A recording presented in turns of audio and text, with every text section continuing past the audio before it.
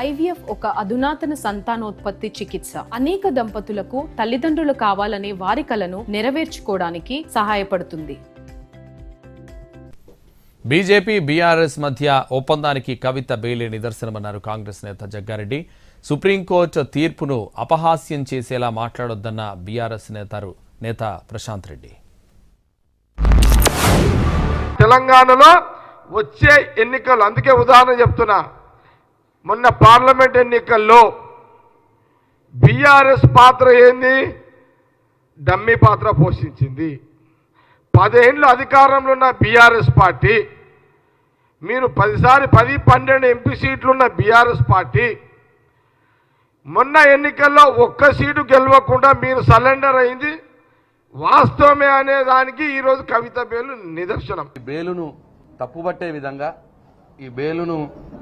ఈ తీర్పును అగౌరవపరిచే విధంగా, ఇదేదో టీఆర్ఎస్ పార్టీ బీజేపీ పార్టీలు రెండు కలిసి ఈ బెయిల్ తెప్పించుకున్నారు అన్న మాట మాట్లాడినాడు.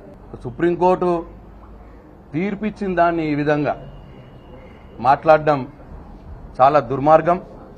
ఈ చీకటి ఒప్పందాలు, ఈ మతలబులన్నీ కూడా మీ ముఖ్యమంత్రి రేవంత్ రెడ్డి గారికి తెలుస్తాయి, కానీ ఉద్యమకారులమైనటువంటి మాకు ఇవన్నీ తెలియవు.